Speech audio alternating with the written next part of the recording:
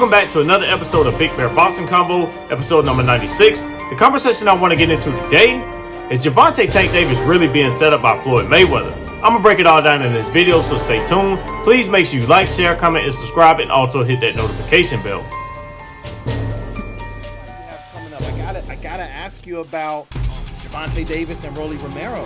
Talk to me about that. Mayweather did a phenomenal job with Tank Davis. I mean, he took him to a world title. He took him to the top.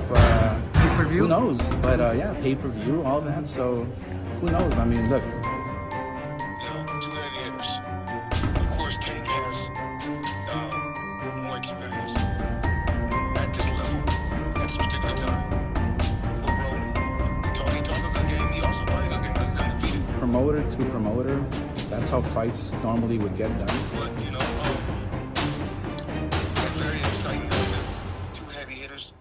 Everybody is anticipating this fight.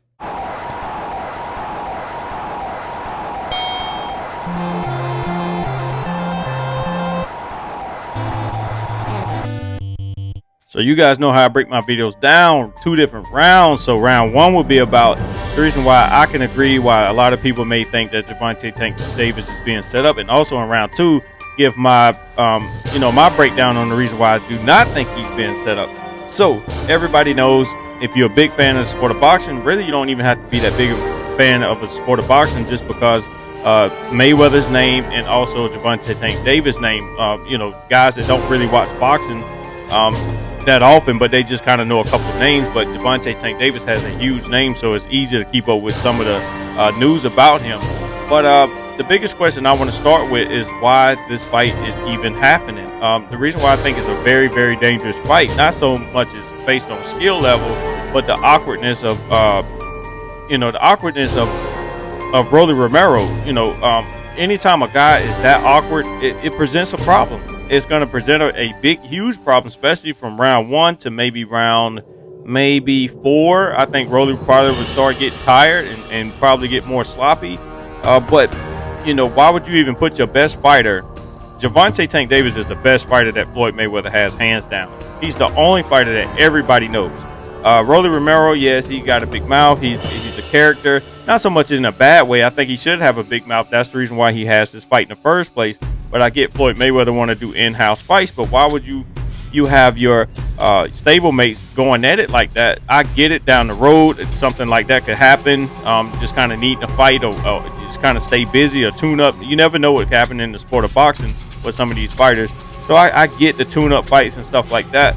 But Rolly, I'm not joking when I say that he really represents a huge problem for Gervonta Tank Davis in the early rounds. He's very strong. He's very powerful. He's bigger than Gervonta Tank Davis, and he has a ton of power.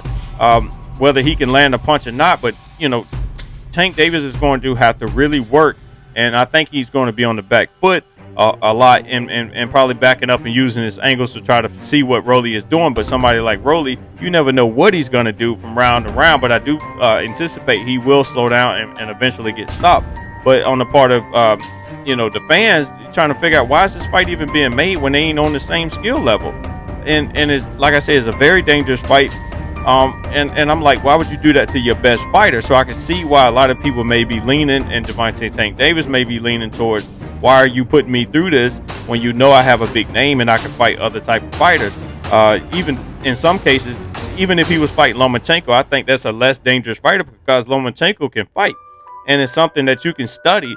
Rolly Romero is not a guy that you can study, and a lot of the most awkward guys ever in the sport of boxing, is hard to study him. You just have to get in there and figure it out. But let's get into round 2.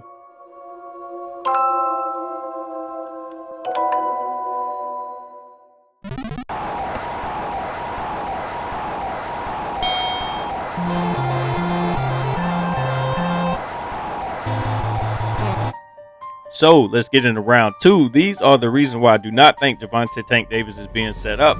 So you heard Oscar De La Hoya speaking on the matter, and he said this is a big one.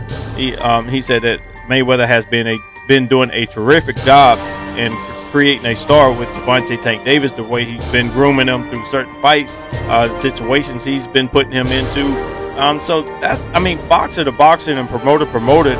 they know the sport of boxing better than we do. We can speculate and stuff like that. And I know a great deal about boxing just by being, around the sport for so long and being around karate and just combat sports for a while. Through most of my life, or probably all of my life, as far as I'm considered. But them guys are they deal with the contracts, they deal with everything that we do not get to see. So if anybody would know, that Oscar De La Hoya would know, he has a slew of fighters that he's grooming, trying to become stars and stuff like that, with Victor Ortiz and a couple of other fighters and Ryan Garcia. So he knows what it takes to build a star. He also had Jamal Charlo at one point too, and he said, I think they did a really good job with him too, but obviously his kind of career is I wouldn't say is in limbo, but he's definitely not a bigger star than Gervonta Tank Davis.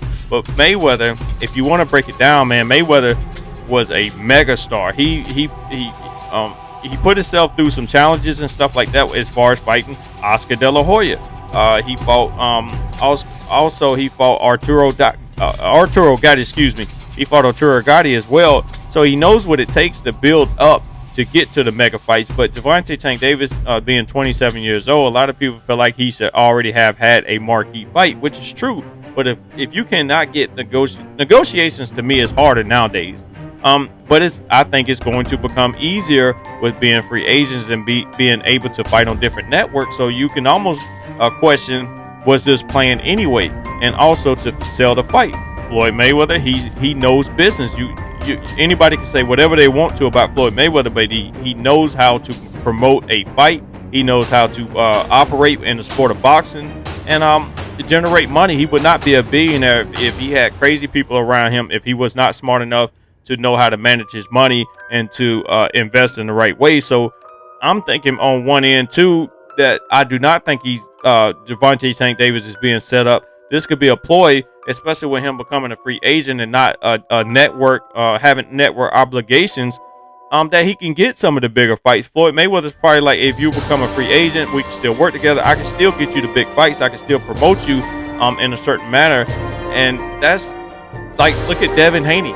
He's fighting one of the biggest fights of his career, and he's fighting on a whole nother network on ESPN. So Gervonta Tank Davis and Mayweather, they probably already know where the sport of boxing is headed. I keep telling everybody that a lot of these guys are becoming free agents because there's more money to be made.